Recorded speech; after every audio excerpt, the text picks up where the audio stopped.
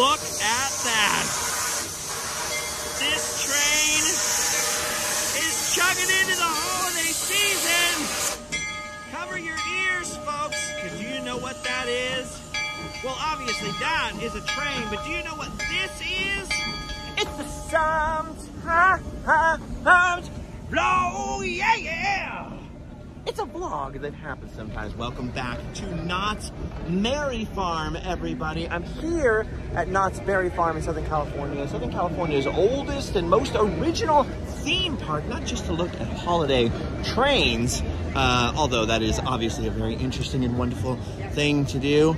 But I'm here on a secret mission inside of Knott's Merry Farm. And actually, I hadn't realized this because I haven't been here early in the day in a long time. But if you see that fence right there, you see that sign, they're still doing that thing where you can come into Knott's Merry Farm, which is sort of the Christmas version of Knott's Berry Farm, where they have all the booths set up and all the various crafts and all that kind of stuff. And you can get in there during the day without having theme park admission. If you do want to come into the theme park, or you have a theme park ticket, you have to get this little stamp right here, a little Snoopy stamp. But I'm here on a very special secret mission, a project I have been working on for years and years and years in old ghost town with the blacksmiths. But first, look at this. Look at all the craft booths set up. I just came and filmed a main Random Land video down here of all the various Knott's Merry Farm booths. I didn't get to everything though, so I predict a little more Knott's Merry Farm in the future. But the main thrust of what I've been up to is coming down and working with the blacksmith on a secret project. A project I still can't tell you about, not just yet.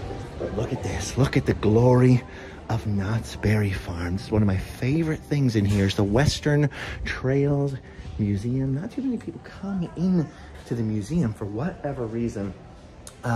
These days it's very quiet in here with all the old Western guns and things. And if this were out on Route 66 or out in Texas somewhere or something like that, this would be a roadside attraction all in its own right. Look at all the branding irons and the old fire engine, the old original cigar store, Indian or Native American, but the phrase is sort of cigar store Indian. You're sort of stuck with it. Look at that. Very different than the sort of Gimberly stylized ones of the 1950s that ended up in all those Western movies. And here's an unfinished one. I've always thought this was interesting. There's sort of a half-carved, unfinished one. And not just one, there's actually two of them flanking the entrance to the Western Museum over here. Look at that. You don't see too many. Wait a minute. Help, please. Help, please. Oh my gosh, somebody needs help. Anyway, Knott's Merry Farm is so fascinating. I love coming down here, and it is super, super quiet today compared to the weekend when I was here filming.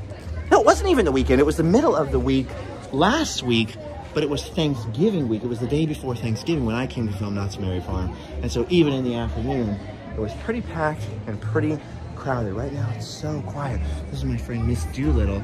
She's got her little shop over here where they make your own slime. Hello, Maria. How are you? It's Miss Doolittle herself. No pie hats this season. Wait, you have a pie hat over here? Hello. There it is. Hello. She's the original creator. I kept saying that in the video. You have a pumpkin pie hat? But this is the big thing now. This is the big thing for Christmas. Make your own slime. I'm just coming through. I'm working on a secret project with the blacksmith. So I came and talked to the blacksmith, and now I'm just roaming around. Yeah, so I'm just ready. No, not yet. Next week. Next week. So I'm this close. It's a secret, but I'm this close. I just want to come say hi. Yes, yes. Everybody knows about the secret project. Look at this. I didn't even notice this when I was here the other week because I was so distracted by all the wonderful Knott's Merry Farm booths. Look at the decorations in the old mercantile building. By the way, this building right here, sort of the general store of Ghost Town. And if you come outside, sort of the main entrance is here. Nope, that's not it. That's the Miners Outfitting sign. Wrong sign. I thought I was walking out of a different doorway. The general merchandise store over here. This general store for Ghost Town used to be filled with actual stuff from an actual Old West era general store from Southern California. So they basically found a boarded up general store with all kinds of old stock, like old original stock. It had just been sort of abandoned or left over. And many of those pieces are still in here. So you can see up on those shelves, a lot of the decor in here are actual stock from an old general store. But it used to be completely full. It used to be completely full when Knott's Berry Farm started and they built this for Ghost Town in the 40s and the 50s. All that old stock was sort of the main attraction. So you'd come in here and it was less about modern merchandise you could buy.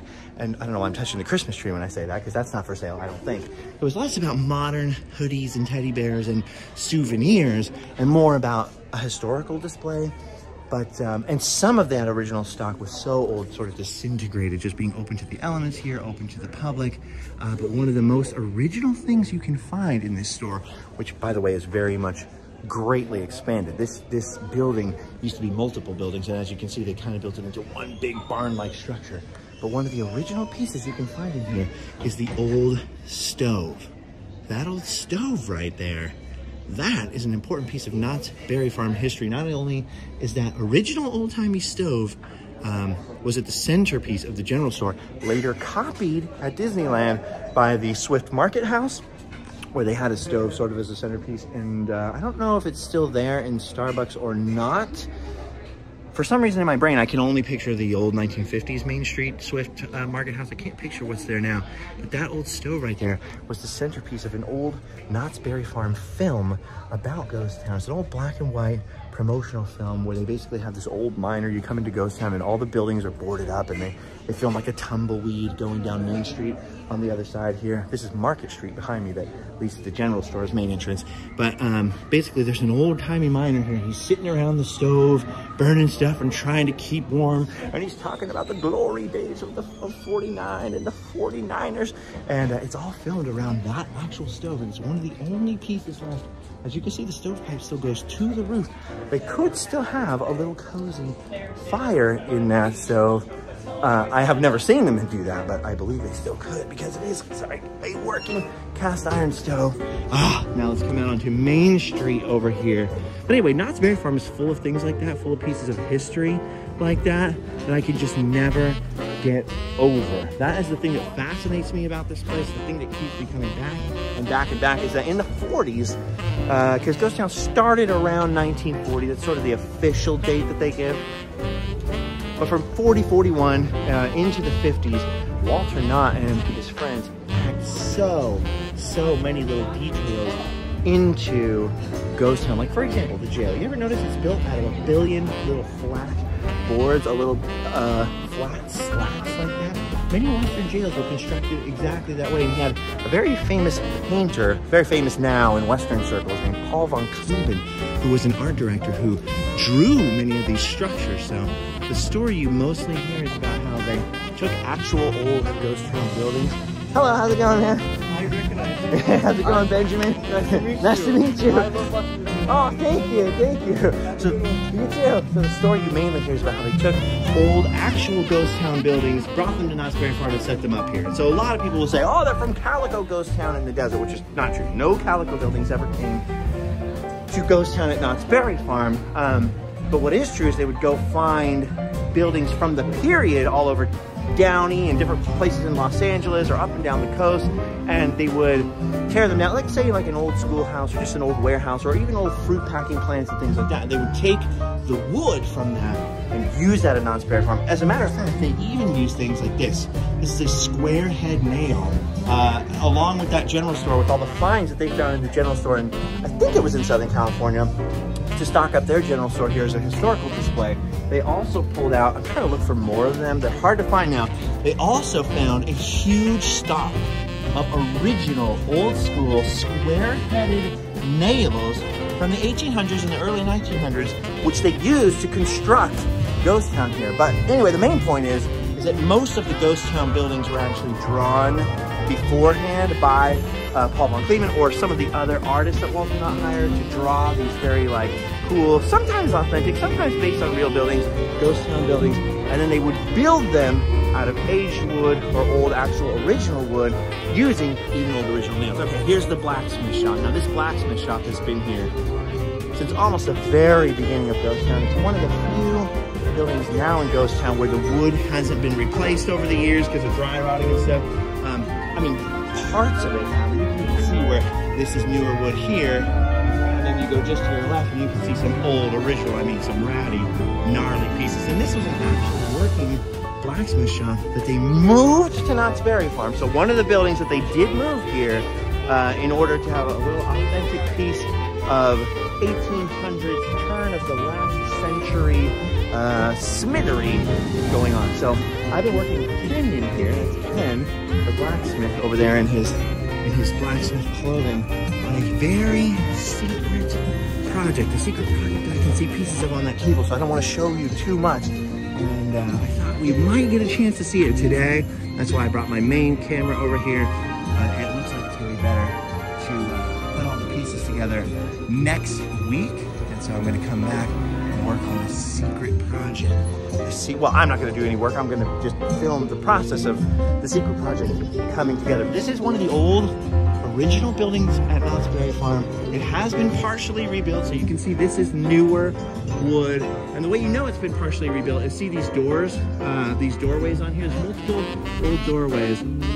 This door is not the original door. It would have had swinging open doors, so like two doors that would swing open, you know? And you can see that in old Knott's Berry Farm postcards. In fact, if you look at most of Ghost Town, you can see all the roofs are different. And that's because they would have had to pull down some of the older original Ghost Town buildings and either combine them into one big building. Like, for example, look at the general store exit that we walked through right there. And there's this West Coast Machinery building. Those are all one building now. And they've even been combined with, let's continue down the street over here, the old post office, which we can't get into because it's being used sort of behind a booth. But see how these two here, these were separate little Ghost Town businesses. So you have the old post office in there with actual little P.O. boxes from an actual old post office. And those facades have been reconstructed, rebuilt, reincorporated. But each little building like that has a fascinating history, not just of where they got the pieces of wood or what they designed it to look like this building right here behind me, the old cat house, Goldie's place. This building right here was inspired by a building in Bodie, California. So you guys have been to Bodie, California with me before. It's the largest ghost town certainly in California. I know there's another very big ghost town in Montana that might be the biggest one in the United States, but Bodie is one of the largest, if not the largest, ghost town in America from the classic sort of gold mining ghost town period. With the most still standing buildings, they've sort of adopted a policy of arrested decay where they don't restore the buildings, but they keep them from falling down and pretty much keep them in the state they were when the abandoned ghost town became a park, a historical park. Well, anyway, Walter Knott went there, obviously, and got a lot of inspiration for his ghost town he was building at Knott's Berry Farm. And this is based on a very crooked, very leany building in Bodie that kind of almost directly inspired the design of Goldie's place, which was built out of bits and pieces of old recycled wood, bits and pieces of actual, well, not ghost town buildings, but old buildings from Southern California. And so there you go.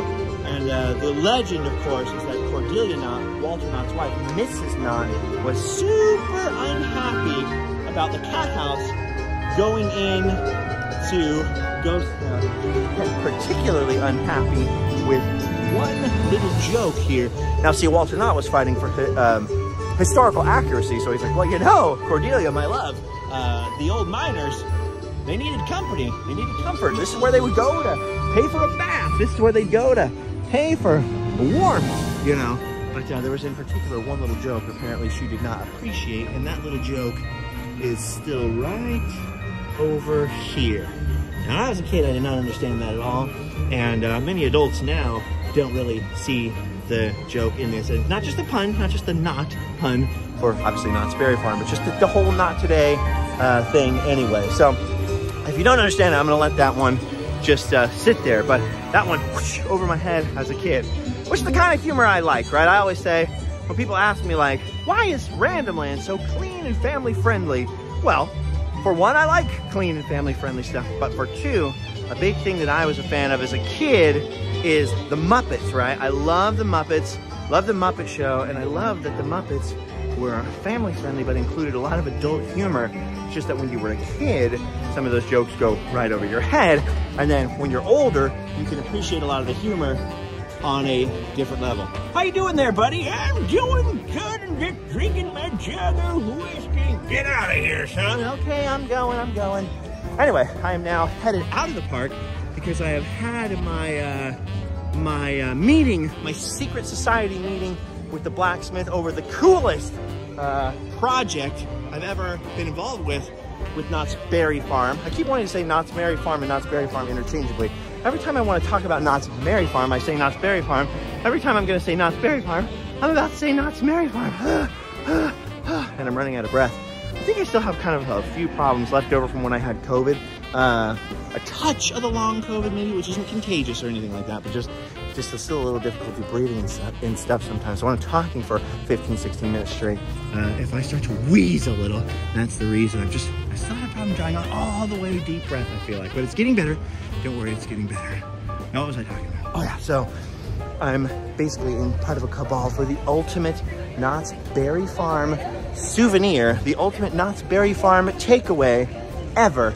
And I think I found a way for Random Land to become a permanent part of the farm in a way. And that is already in the works. It's been in the works. Actually, I've been trying to get them to do this certain project for years. I've been trying to get the blacksmiths to make me something. And you're going to hear all about this next week, so maybe I shouldn't harp on it for too long. But I've been trying for years and years. And Lee, the old blacksmith that used to be here quite a bit, he was on the History Channel, different stuff. He just really didn't want to do it. They weren't sure they were allowed to do it for me. And it was just sort of up in the air, like, I don't know, for years and years. And finally, Ken, the blacksmith that you just saw back there, he's a master blacksmith, was like, I'll do it. So we've got the coolest thing in the works, and I really want to talk about it. I've talked about it on the Adventurers Club, which is sort of the high-level Patreon vlog that I've got going, sort of a daily kind of a thing over there. But the rest of us, we're just going to have to wait. You'll just have to wait and see. Plus, you don't want to talk about something too much, or you'll get the back of the leather jacket band curse, which is a sort of a superstition. And I don't know, maybe it's not a superstition, maybe it's real. And it goes something like this. Back in the day, when we were in bands, there'd be tons of kids that would come out to shows and be like, we're starting a band, right? You'd hear that all the time, we're starting a band. But what they would do is, sometimes these kids would get all excited, they'd come up with the band name, and let's say all the different members of the band would paint the band name on the backs of their leather jackets. And the whole idea was that if you did that and you hadn't played a show yet or put out songs yet, that band would be like sort of cursed to break up, because a million little bands would start where people would be like, yeah, we're gonna jam, we're gonna start a band. They'd come up with a band name, they'd paint it on their back of their jackets, and whenever they did that, it seemed like that band would never actually end up playing a show or becoming a real band. So it's the back of the leather jacket curse. I haven't come up with a better name for it than that, so I'm open to suggestions, because back of the leather jacket band curse is a little bit of a mouthful. Hello. Hi dear, how are you? Good. Have a great day. You too. Thank you. And so anyway, so I don't want to jinx it. Basically, jinx it is probably the much easier way of saying that. We all understand jinx. But I don't want to jinx it by talking about it too much. I don't want to talk about it too much. Anyway, as for whatever else is going on, so much is going on. So much Christmas stuff. So many things happening this weekend. Season Screamings is coming this weekend, which is Midsummer Scream, the big Halloween and horror convention. Last year, when I think they did a sort of tiny event the year before that, or excuse me, a few years before that. But basically, last year, when they couldn't have the big convention still because of COVID, they thought they were going to get to, things were sort of reopening, but they still didn't end up being able to have the big Midsummer Scream convention. They had sort of a late summer Halloween convention in Pasadena instead of at the Long Beach Convention Center where they normally have it. They had sort of a late summer one. I can't remember what it was called. It was something like sort of Haunted Mansion related. Dang it. I'm on the spot. I put myself on the spot here. What the heck was it called? Like Awaken the Spirit, something like that. And then for Christmas time, they had a miniature convention also in the Pasadena Convention Center called Seasons Screamings. Now we had a booth there. It didn't do too well. It was like the weekend right before Christmas. So most people were done with their Christmas shopping. So it was kind of not really like, I don't know. I don't want to say it wasn't worth it because we got to meet a lot of people and be there to say hello, hug people. which is the whole reason we do that stuff and the whole reason we go to any conventions. Anyways, we never seem to make any money. We always seem to, we did break even this summer for the first time ever, which was pretty cool. But the main thrust of it is just to make myself available and some of my friends make themselves available to meet some of you guys and to hang out. Anyway, so we decided to have a booth at Season Screamings last year, which was the Christmas event. I did film a video, we hung out, we shook hands. Well, anyway, they're doing it again. I decided this year not to have a booth because it just didn't go that well last year. And this year, owing to some financial trouble that I've had, mostly to do with debt. And that debt is all medical bill related. Not Allie's medical bills, my medical bills from all the heart tests and stuff I had. Anyway, it's a long story, but basically all those bills came to me in bits and pieces. It's about $14,000 worth of different stuff. They sent me out of network for some tests and all different kinds of stuff. And they came in these little bits and pieces. And instead of coming from my health insurance company, like they got my copay and then I wouldn't hear anything. And then I would just get bills from debt collectors that they just send it straight to a debt collection agency. And I panicked and put it all on my credit cards, which was a foolish thing to do. And to make a long story sort of simple, I basically was in the middle of the van being broken down in Pennsylvania and all this stuff. And I didn't know that medical debt doesn't count against your credit. And I'm thinking, I don't want to ruin my credit. I better just put these debt collector bills right on my credit cards. Oh boy, and I totally hosed myself. So it's nobody's problem but mine, and I'm the one dealing with it, and no problem. I paid down a good chunk of that now, and still continuing. What was the point of this? Anyway, so we've had aches and pains and troubles all year, and because of that, it was pretty hard to order enough merch or any kind of thing like that. We've just been a little bit more squeezed and just trying to pay down debt. And like I said, we rarely sort of break even. I think anyone that's dealt with any kind of business of any kind, a restaurant, a booth at look at that, at a craft fair, anything, you have to put a lot of money into manufacturing any kind of piece of merchandise and any kind of thing like that. And so even if you sell them all and make a little profit, that profit goes into making the next thing or the next thing or the next thing, and then restocking the original thing. So it can take years until a business like that is profitable. And I am not business oriented or business minded. The whole reason that I make anything, just like making videos or just like making albums when I used to make albums back in the day, because believe me, that wasn't profitable, or t-shirts or pins or packaging, is not because it's ever been like a giant profit raker for me. In fact, usually just the opposite, because I'll take any kind of profit that's made and throw it into making 3 other things that also drip out and sell slowly, and then we end up giving halfway and all that kind of stuff. But it's because I love making stuff. To me, you know, I was a graphic designer for many years. I don't know if many people know that. And making stuff, making pins like this. Here's an old pin for my band, right? And this is another one.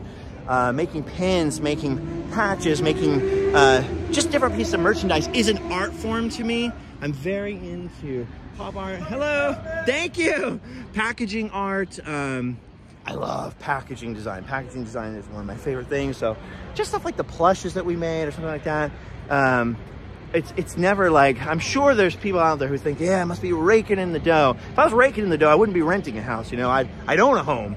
But we do all that stuff just for the sheer love of like the design and the fun of it. And I love seeing things like, for example, with the plushes, I love seeing things like kids traveling around the United States with their parents and they take the little Justin sidekick on the road. So anyway, long rant short. We basically just too squeezed to make anything special or new to have a booth. But I believe if everything works out right, I'm still going to go down to Season Screamings and one of Santa's elves, he's carrying some presents up into Knott's Marathon there. I believe if everything goes correctly, I'm still going to be going to Season Screamings and filming, and we have a few meetings with people at Season Screamings that we're going to do. Specifically, we're going to meet up with the Lugosi's and Sarah Karloff, who I just did a whole long interview with, which I'm going to tell you about that in a second. But look at this. Look at this giant mural over there on the wall in the tunnel here. So many rumors and urban legends about this tunnel when I was growing up. That's Jeff Delgado that did that. Jeff Delgado used to do artwork way back in the Live Fast Die Poor on this channel. Way back, our channel icons, and when we had a website and different guys, he did drew that drawing of Tyler Evans that he used to use forever. And I know he did a Random Land t-shirt. I think then he started doing different shirts for other filming type folks like the Tim Tracker and people like that. And then now he's done a lot of Knott's Berry Farm artwork, including that radical mural under the tunnel. So what was I talking about? Oh, Sarah Karloff. So about a month ago, I got the virus. And right before I came down with the virus, the big one, the quarantine in your house one, I had gone out to none other than Boris Karloff's daughter's house. Sarah Karloff, a real sweetheart. We met her at Midsummer Scream at the big summer convention this year because I had that giant life-size toy Frankenstein. So there was if you guys missed that, excuse me for the allergies here, but whoo, it was windy this morning. If you missed it, we made a giant life-size version of a 1970s toy Frankenstein, sort of a deep cut, but we did that for the Midsummer Scream booth. You can see all about that in the Midsummer Scream episode. Anyway, so of course I had to run across the convention with this giant Frankenstein toy and run it over to Sarah Karloff's booth. After all, her father was Boris Karloff, the monster himself. And we showed it to her. She got a big kick out of that. And she had just been in a scooter accident. It totally heimbucked her shoulder, and she had some broken bones at that convention. And she was still hugging people, signing autographs. I mean, she was a real trooper. So, which reminds me of another whole long story. But anyway, to make a long story short, we were talking to her about like, oh, we should do an interview with you for, you know, what I was then optimistically going to call the Random Land Podcast, and then realized after just one episode with Bob Gurr, this is a stupid name for this show. It should have been called Random Land Conversations. It's not a podcast, and podcast sort of implies like what every celebrity's trying to do now, where they're all trying to sort of do the Joe Rogan thing, or Adam Carolla, or what's another big podcast, you know, I don't know, big podcast type of deal. And most podcasts now are very political or important or sort of newsworthy, and it's like, we don't want that. We just want to have a little show that we can just do conversations on. Now, the Sometimes vlog will be that, obviously, because we sometimes wander around and have conversations with our friends. I did not notice there was a police officer right there, and then I just hopped that fence, which is not a crime, but it still made me really nervous. I'm talking to you guys, I hopped the fence, I put my legs over, and then, whoa, busted! Act natural. It's the fuzz. Be cool, be cool. Oh, look at this, look at this. There's Knott's Lagoon right there, a very Polynesian tiki-themed island area over there, which was originally something completely different, also jungle-themed, and an attraction back in the day. This whole side of Knott's Berry Farm, across the street over by the parking lot, was once basically a theme park in its own right, and most of the attractions were owned by Bud Hurlbut, who later started Castle Park. But that is a whole video that I'm working on with all kinds of old footage and a long thing. The heck was the original story I was telling? Oh, so anyway, long story short, it's gonna be Random Land Conversations from now on, because that's all it is. It's meant to be a thing where we can sit down and have conversations with people that I know, and sometimes friends. And if you say podcast, people expect me to have celebrity guests every time. Oh, there's lots of people like that.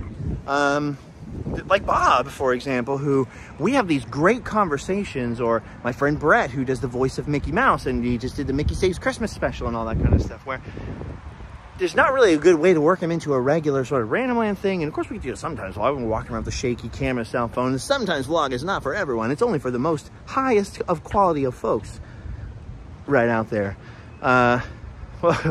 What was I saying? See, I'm a little scatterbrained today. There's a lot going on coming down, and I'm working with the blacksmith. I'm doing this, and I don't know what the heck is going on. This is all unplanned. You got to forgive me. I didn't have time to build this vlog to scale or to paint it. Plus, it's been a long time since I've done vlogs. But anyway, the long and short of it is we decided the Random Land Conversations was the real proper name for it. And we went out and we filmed this whole interview with Sarah Karloff, and we had just every kind of problem.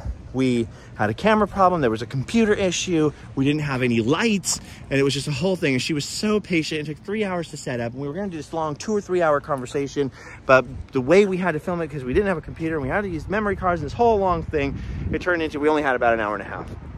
And my mission was to sort of break Sarah out of her standard last 20, 30 years. She goes to conventions, she gives the same answers to questions. And I was just determined I was gonna break her out of that, get her laughing, get her to talk about some other stuff, which we kind of did towards the end, but then of course, we ran out of the ability to film. But anyway, we have this long thing filmed with Sarah Karloff, and just because all the technical difficulties, I had to send it to someone else to sort of edit it, and then he edited it, and then we had a sound problem, and it still hasn't come out yet. So meantime, we're getting ready to do another one of those episodes. It's gonna be one a month. That was supposed to happen in October, and I got sick, and so we couldn't do it in October. And then we did it in the beginning of November, but then I got COVID right afterwards, and that completely delayed the editing, for the reason that, even though I had someone else editing, look at Independence Hall, by the way, just look, behold the glory. Let me catch my breath. For the reason that the guy did the editing, sent it to me, and I was sick with COVID and all this stuff. And when I was coming out of COVID, I was like trying to catch up with filming Disneyland and Knott's Merry Farm. And then we went up to Solvang. And so I finally looked at it the other day, like ready to post it, ready to film an intro and kind of explain the weird low techness of this particular episode and all that. So I just wanted to throw it out. It was a great conversation. And I realized there was a problem with the audio. And so the guy's got to go back through and fix that audio. And there's a short version and a long Patreon version. It was just a whole mess. So anyway, we're meeting with her though at Season Screaming, so that's coming up this weekend. And then we also are meeting with our friends, our new friends. We made pretty good friends with Lynn and Bob, which Lynn is Bela Lugosi's granddaughter, and now Bela Jr. is going to be at Season Screaming, which is the son of Bela Lugosi, the original Dracula. And Tyler and I don't know if you guys remember, but during I think it might have been fall 2020, could have been fall 21, but I think it might have been fall 2020. They thought they were going to open this haunt down in Lake Elsinore that was in an old abandoned building, or on the property of an old abandoned building, which was this sort of Navy Academy military school where Bela Lugosi Jr. went to school. And so Tyler and I got access to the property because we were promoting this haunt that never happened. And we went all through the abandoned school. So we had Lynn show it to her dad, and apparently he liked it and got a real kick out of seeing his old school all in ruins, because nobody likes their military school. So that was probably nice and gleeful. Ha ha, take that, you old school. And so we're hopefully going to get a chance to see him this weekend if everything works out. And so all that stuff's going on. So I was coming down to film a whole long Random Land episode today. I thought I would be filming this blacksmith project, but they weren't really ready. They wanted to do it when we could film it. So they're going to run it up the flagpole to see how far in the blacksmith shop I can step and watch the process and all this kind of stuff. So otherwise, it's been going pretty good. I have a lot of thoughts and a lot of things that I would like to talk to you guys about, and things that have been weighing on my mind. Just, it's been a heck of a crazy year, because if you jump back 1 year, and this should be its whole own separate sometimes vlog, or even the Patreon podcast or something like that, which there's still going to be the Patreon podcast. That's another reason to drop the name podcast from the conversation show, is we still have the Patreon podcast, which is just audio, me talking and with friends. Talking with friends. A Random Land podcast. Anyway, it's a whole long thing, but just the long and the short of it is, jumping back a year, 1 year ago, around Thanksgiving time last year, Allie was literally in danger of dying any day that you have it. I was like on all this watch and kept having to check her temperature 100 times a day and give her all this medication so she could even go to the bathroom, and making sure she didn't go septic and all this crazy stuff. And because her surgery, the big surgery, obviously wasn't even until January. So all through November and December, she could barely eat. She could barely do anything. She'd throw up. She'd wake up in the middle of the night. It was horrible. And she was just that close. And when they had the surgery, they were like, oh no, she was that close, you know. So it was just such a stressful time. And obviously I was having all the heart tests and everything. And it was just so crazy. And just so to be here a year later, obviously all the plans that I've had for the past 3 years, because the first 2 years of lockdowns and COVID, and is it open, is it not open, and me not really liking to film with the mask, because I like the videos to sort of be timeless, you know, the main Random Land episodes anyways. It was just such a struggle, and I feel like right when everyone was coming back to life, I'll talk about this again, so forgive me if you have to hear this twice, but right when everyone else around me was sort of coming back to life, it was like we were going into the Allie health crisis and all that kind of stuff, and then my whole health thing, which never got resolved, by the way. It just cost a heck of a lot of money, and the lesson I took from it was just never go to the doctor, I guess. No, I'm not really. I'm just joshing you. I'm just yanking your chain. I'm just being facetious. But anyway, just to jump back a year and then to now, it just felt like the craziest year of still not being able to jump into all the things I wanted to do, or get all the projects done that I wanted to get done, or get as much things out into the public, at least, that I wanted to get out into the public. And it's been a very financially challenging year, an emotionally challenging year, all that kind of stuff. But then jumping back to a year ago and thinking about what I was dealing with a year ago, I just feel like we were incredibly blessed, incredibly lucky, and we went through a lot, but we got out the other side of it. And I still managed somehow to drive that crazy van which was a whole other boondoggle, all the way across the country and do a whole cross-country road trip. We did manage to go to the East Coast and film the leaves and do all that kind of stuff. So even though it wasn't as, like, I guess from the outside, I'm not worried about what I did because I was working my butt off every day or wrapped up in stuff every single day. But I guess from the outside looking in, it wasn't a very productive year. And I think about that all the time. Like, man, looking at it, it's like I didn't get out as much stuff as I wanted to. And like I was kind of saying even about merch, my whole thing is that I like to make stuff. I love what I do. I love Random Land. I would not do it. I know there's a lot of people who do it because they're like, oh, this is cool. This would be a cool job. I can make content. Or there's a lot of people who do it because they used to really like it and it just became their thing. Or there's a lot of people who do it because somebody hired them to do it, or, you know, make content online or something like that.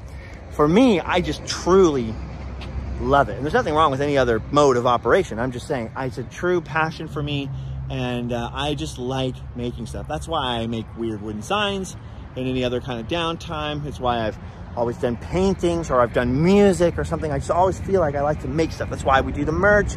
It's cool to take ideas and things and make them into reality. And the biggest part of that for me is now with you guys, with the kindred spirits, with the audience. It's so cool making stuff for you guys, whether that's a t-shirt or whether it's a video or an adventure or check this out, or it's a piece of historical information or exploring a new place or exploring an idea. That is the fun part for me. That's the part that drives me. And so if I don't put out, you know, as much stuff as I wanted to because I had some great plan or great idea, or I did a bunch of research for something and read up on this cool subject, I want to film this whole long documentary, you know, and if it doesn't come to pass, nobody knows but me. But I start to get bummed out. So I feel like I did go through a lot of, I don't know, very depressing moments this year, which, again, I'll get into in some detail maybe in the future, but some moments that were real. This was, out of all the last couple of years, and for most people, I think it was 2020 and early 21 that were super dark for them. But for us, it was 2022 was really tough. But Allie got a lot better during that year. But as she was getting better and I wasn't worried and stressed out about that as much anymore for the first half of the year, the second half of the year was a lot of just me going through a lot of depression, honestly. I'm just going to be totally frank with you. Just being depressed about, you know, feeling like I'd failed somehow, or I wasn't doing enough, or this or that or the other thing. And so it was a lot of just trying to be patient and think about the things I can control rather than the circumstances which I couldn't control. You know, quest for positivity, straight up. Thinking about the part of it that I could control and the part of it that I couldn't, right? Can't control your circumstances, but you can control your reaction. And so I decided to react with as much patience as I could, try to keep myself under control and just wait. Just wait. There will come a day when we are back on the road. There will come a day when the sometimes vlog will return. Hello, ducks. And there will come a day where things are moving and grooving at a faster pace, you know? I once had a friend who was, I should have saved this all for a whole separate conversation, but whatever. I once had a friend who was very, very addicted to very, very hard drugs. And he found himself in all kinds of situations and found himself unhoused and everything else. Got to a point where his family didn't want to help him anymore, everything. And he agreed that the one place he would go was this monastery, Christian monastery, Eastern Christian monastery up in the mountains of Northern California outside of Red Bluff. And so a friend of mine and I, this other friend of mine had been to that monastery a bunch and had convinced him, right? And so I got roped in to actually bring him and do the driving. We got in his car, drove him all the way up there, left him there at the monastery on top of a mountain with the monks. And then we drove his car back down so he had no escape. Then of course, when he started to have withdrawals and everything, he was calling everybody, "Want to report the car stolen," and all this crazy stuff. But it ended up being good for him. He ended up actually getting off the crazy stuff, and it ended up being this good experience. But I remember being up there, and I'm kind of nervous. I'm up at this monastery, you know, these guys have lived on this mountain for 30 years. They do nothing but meditate and pray and whatever they do. And I remember at that time, one of the monks was like, "You're a man in motion, and you hate to be held still," or something like that. And that stuck with me for years because that's so true. I like to be a man in motion. That's my whole MO. That's what gets me excited. That's what gets me going, is being a man in motion.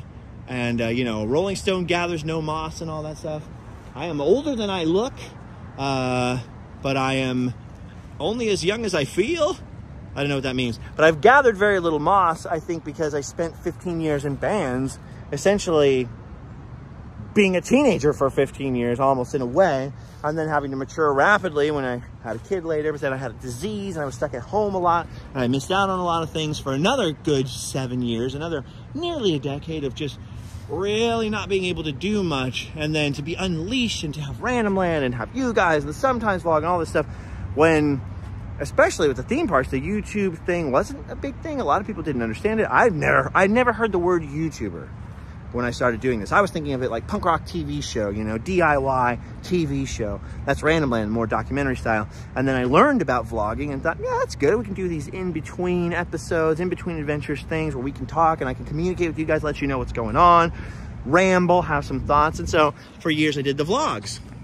And then of course, in the last couple years, just with COVID coming and all this different stuff, and really with all Allie's health challenges and stuff like that, and just a lot of depressing things going on, I sort of was that man in motion. The stone stopped and I felt very mossy for a long time. So I'm just feeling grateful and positive and excited to just feel my feet under me again, if that makes any kind of sense, and just to see Allie smiling and being normal again. I don't go into a whole emotional thing about it. Maybe we'll still talk about it in another context, but it's just been a lot of challenges. So there's still a lot of challenges to meet with, like the medical bill stuff and all that kind of stuff.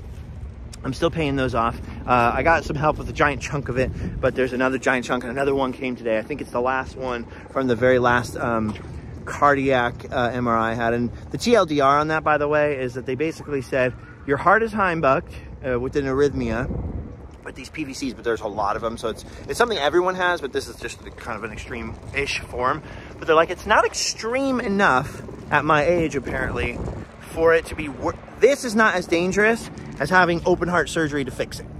And so basically it's sort of take it easy, live like a little old man as much as you can until you are a little old man, when it's worth cracking open your chest and having a heart surgery. Like, that's what I walked away with. So this is multiple cardiologists, so people are like, you should get a second opinion. I did. That's why I have so many bills. And yeah, so it just worked out to be a very, very expensive find out that I'm like, you know, just try and take it easy when my heart beats funny, which it does from time to time. Sometimes really bad, sometimes not. So anyway, that's the TLDR about that. Not exciting, not something I like thinking about at all, since there's nothing I can do about it. So I choose to just sort of ignore it as much as possible. Obviously, when my heart feels funny, I sit down and rest a lot more than I used to. And I have days between the COVID lately and the heart thing, I have days where I've done a lot of stuff one day and I'll be fine. I'll be running around, jumping on things, rolling around, drinking caffeine, having the time of my life. Nothing feels wrong. And then for 2 days, I'm weak. It beats funny, can't move around. I don't know if any of you have ever dealt with a problem like that, but it's a little bit annoying. It's a little bit of that, I like to, man in motion, come on, man in motion. So it can be frustrating, but I'm learning to live with it. And it's, you know, it's not as big of a deal as it could be. So I'm learning to live with it and being like, oh, Knott's Berry Farm cat. Can you see that over there? Here, kitty, kitty, kitty. Kitty, come over the water. Come on the back of the ducks. Come and see me. Anyway, all that, we're going to now change the subject really quick while I have you here for the very last part of while I have you. Independence Hall right there. I have been reading a fantastic book. I cannot look the name up because I've been reading it on my phone. I read a lot of books on my phone because I found out, even though I have a lot of print books, I have found that if I put a book on my phone, like in the Apple Books thing or whatever, or in the Kindle app or something like that, then at least I always have it with me. So whether I'm on an airplane or I'm trying to go to sleep or whatever, I get through little bits and pieces of books. So one of the books I put on my phone, not because I was particularly interested in researching for a video or something like that, because I do a lot of research reading, right? But not for any reason like that, but just for funsies. I put a book on my phone called, you'll have to look it up, but I think it's called America's First Civil War. And what it is it's all about the lead up to independency, as it was called then. It's all about the lead up with Benjamin Franklin, John Adams, a lot of Franklin actually, and leading up to the Revolutionary War. And the revolutionaries, basically the guys that wanted independence, versus the dudes who were the loyalists. So it's sort of that first Civil War being America in a civil war with Britain, and also the loyalists here in America versus the people who wanted independence in America. And it's one of those books where it's like it rehashes, it goes through like all how the Revolutionary War happened and all that stuff. And by the way, look at this replica. Let's walk through here. Yeah. Oh, here's the Declaration Chamber. It rehashes a lot of stuff that most people know already about the American Revolution and stuff. But it's one of those books that does it in a really cool way, where you're reading the book and it's really, I feel like I can't talk loud in here. I feel like it's like a library, even though it isn't. I'm allowed to talk as loud as I want. I feel like we gotta go back outside or we're gonna get in trouble. Anyway, it's one of those books where even if you're reading about a story that you've read about, in my case, I read a lot of history books, right? And so I've read a lot about the American Revolution. Obviously, I went to Mount Vernon this summer, and so I was reading a lot about George Washington during that time and stuff like that. So even recently, I've been reading a lot about the American Revolution, George Washington, all that kind of different stuff. It's one of those books that's so well written that even though it's going through the same stories and a lot of the same facts that you've heard before, it's so well written, you're like engaged, you're excited about it. And so I have just been like, every day that I'm busy or I'm driving home from Solvang, I'm like, I cannot wait to get home, get in bed for that last like 30 minutes before I fall asleep and read a little more of this book. So I think it's called America's First Civil War or something like that. If that's not it at all, then I'll try and put it in the video description or something like that. I normally don't put any really descriptions for the vlogs because I'm describing everything. Here it is in conversation in great detail and probably too verbosely and running on too long at the mouth. But I'll put it down below if that's not what it is at all, if it's like completely a different title. But it's a fascinating read. So if you're looking for a good book about American independence or the Revolution. But one thing that I really like about it, and you guys know I don't really talk sex, politics, or religion ever, but one thing, is not on this channel, not on the other channel, not in public. And you know why? One, I like everybody to get along, and I like dinner table manners. And I think if America went back to the old dinner table manners and realized that sex, politics, and religion are none of anybody else's business, I think we'd all get along better. And I think in the last couple of years has really proven that we need to work harder on getting along and less hard at, you know, fighting for our position. Not to say that fighting for your position isn't right. It's just context, right? I'm talking about with friends and neighbors and things like that. And I consider you guys my friends and neighbors. So I like to observe the rules of the dinner table. But also, I change my mind a lot. I'm very into history, and I have a very different perspective on things sometimes because of history. I like to think out loud, right? So if somebody is advocating for a position, I like to take the opposite position in the conversation. And then sometimes people walk away from that going, oh, so he thinks this, this, and this. But I might not think that at all. I might have just been for conversation purposes like, well, but what about this, you know? And so I learned over the years, especially in the band, that it is just not worth fighting about because I'm not a fact keeper. I am a narrative keeper. So I read dozens of books about the Revolutionary War, for example, and I know the story very well. I know the narrative very well, but I'm not a fact, date, and document. Oh, it was in this document, he quoted this at this time, and then on January 5th, 1775, they did this. I'm not that guy. And so, you know, multiply that by 1,000,000 when it comes to anything modern or debates about religion or politics. And I don't want to have I'm not a good debater. My brother said that the other day. He goes, no, you're good at arguing. You're just not good at debating. And that's exactly what it is. And I never want to win debates. I don't like to argue. I'm not a confrontational type of person with that stuff. And so it's just not for me. I just stay out of it. And to top it all off, after years and years of being in a punk rock band, which were obviously very political, constantly, all the time, living through the Occupy times and all these crazy things, politics was flying around everywhere while we're on tour. It just gives me so much anxiety to talk about that is my trigger. That's my thing that I just don't want to deal with it, right? And I have such a wide spectrum of friends and of differing opinions, and I don't know. It's just not my thing. It doesn't mean that I don't agree with lots of people's good causes and things like that. And so, sure enough, when the next crazy political upheaval or social upheaval happens, I'm sure there will be people who want me to make a statement, but I'm never going to do it. And it's not because I don't believe in good things or whatever. It's not because I don't think that there is right and wrong in the world. It's because of all the reasons before stated, and because I've been through this a lot on the podcast talking about it over the last couple of years. But the main mission of Random Land, like when I was going through a divorce and losing my house and my kid and my life and everything was going wrong, sometimes the only thing that saved my sanity were silly videos on YouTube or old Monty Python DVDs or documentaries about colonial Williamsburg or something. Something where I could step out of the modern world, like stepping through the berm at Disneyland, right? And the modern world, today's cares and worries go away, and I could just inhabit a place where I could have a little fun, I could laugh a little bit and relax, so that the next day, IRL, I could face the challenges of life and the darkness and the fights and the things that I needed to go through.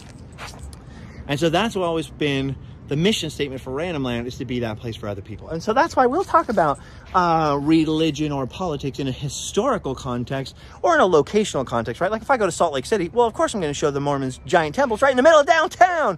Or if I'm in, you know, Paris, I'm going to go into Notre Dame, and that's obviously a Catholic cathedral.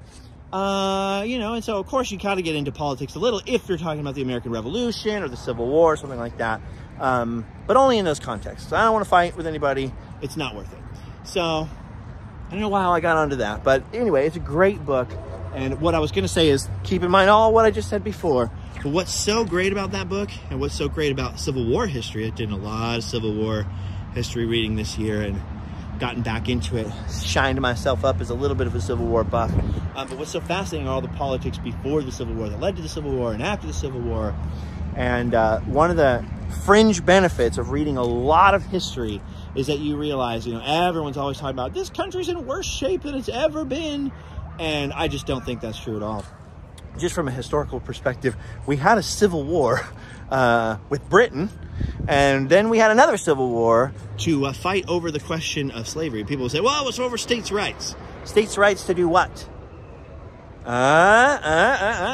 Anyway, so we had these civil wars. We had times where people in Congress were beating each other on the Senate floor with canes. We had, you know, riots and mobs and tarrings and featherings and just, you know, all kinds of crazy stuff. We had Jim Crow. We had all these different kinds of things. Women have only had the right to vote ratified and everything since 1920. That's only the last 100 years. So we've had way worse times in America, and it's nice to keep that in perspective. And it's very, very interesting going all the way back to Revolutionary War times and reading about Samuel Adams and Benjamin Franklin dealing with Lord Howe of the British and them trying to find a peace resolution, and the British not realizing, like, it's too late now, you made everybody angry over here. But then there were still loyalists. Like, did you know Benjamin Franklin's son William was a governor, a British governor of New Jersey, and stayed a committed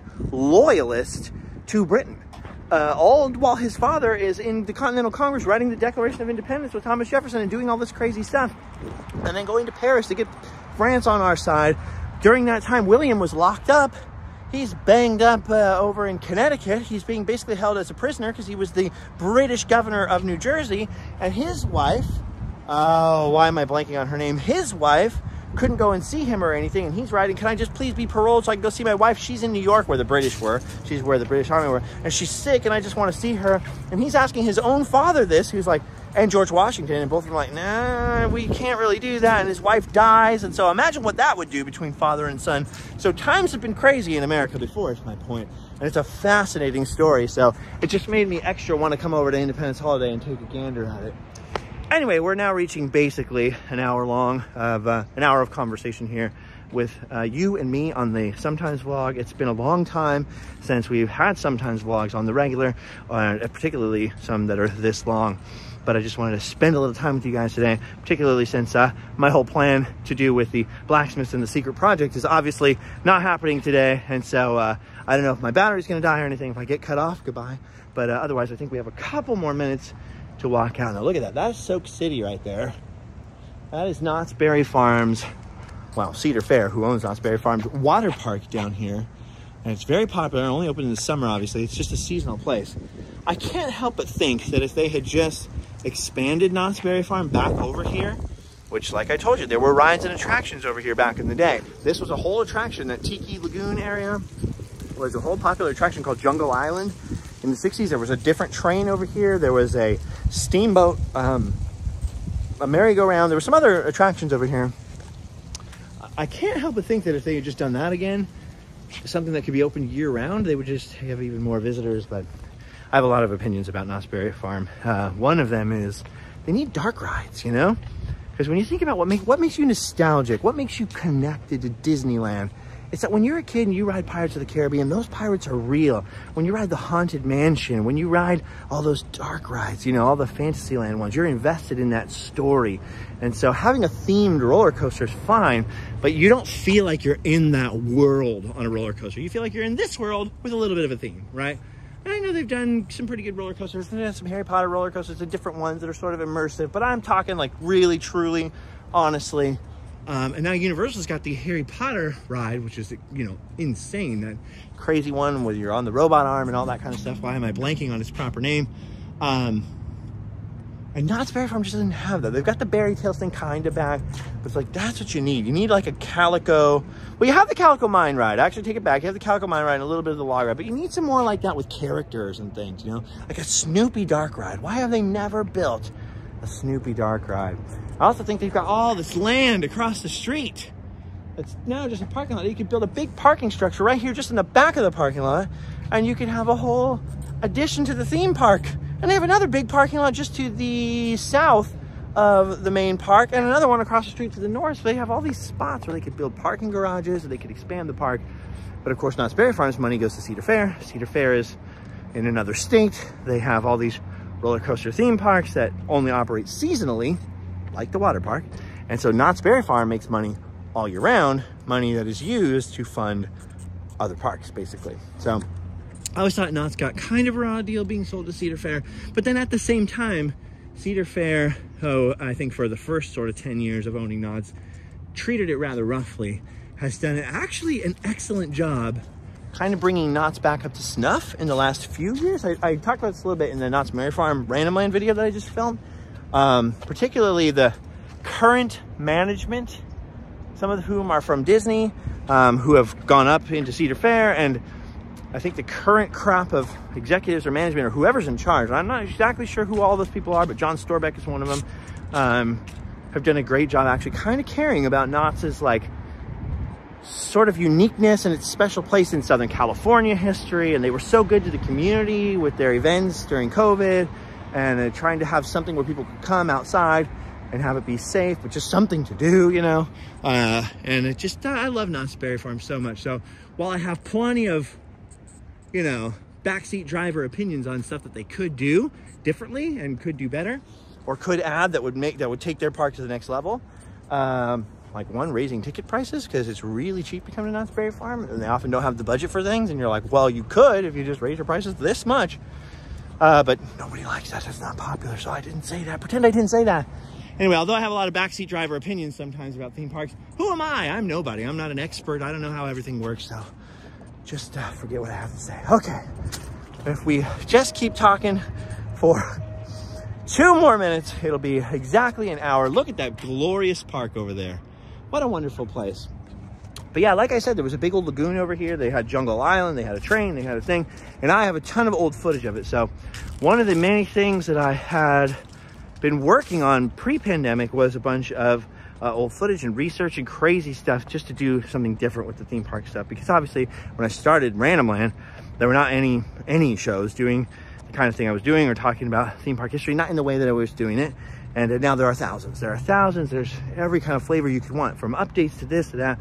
And sort of between me, Adam, Fresh Baked, there was a few back in the day, and now there's thousands and thousands. So I'm always trying to evolve and trying to at least keep things fresh for my own sake, for my own sanity's sake, and do stuff a little bit differently. So it's not that I've abandoned theme park history. It's that I wanted to do it a different way. I worked on all this old footage and collecting old footage and hundreds of dollars and hours of research and all this stuff. And I got to use some of that during the pandemic. I got to do some of those time travel documentaries with the old footage.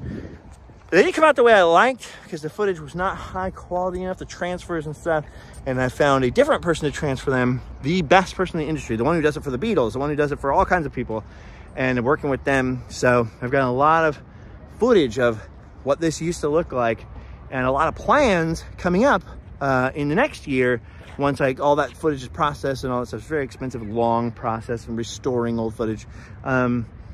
not just here, Disneyland, Disney World, all kinds of different places like that, and some other old Western attractions. Anyway, there's the van. It did bring me here, so it is rolling, but it's sort of held together by spit, duct tape, and prayers. And there's a lot of shorts, some electrical gremlins, some wiring issues, a little bit of rust holes in this thing, but it is running. It's running, and the air conditioner works, and it got me here. And I believe, ooh, I almost dropped you. Now that we're at 1 hour, we've done our duty.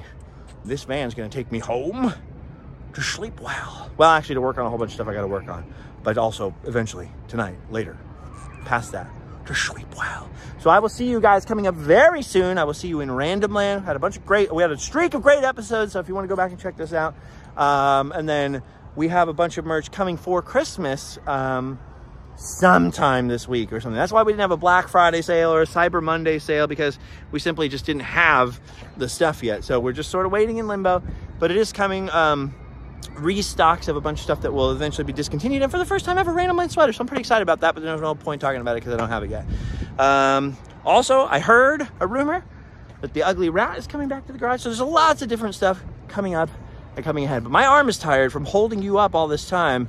And it's not that you're heavy. It's not that you're heavy, but come on, it's Thanksgiving season, holiday season. We've all packed it on, so you're getting a little heavy for my arm here. Time for me to head out. So I love you all, my friends. And until next time, goodbye.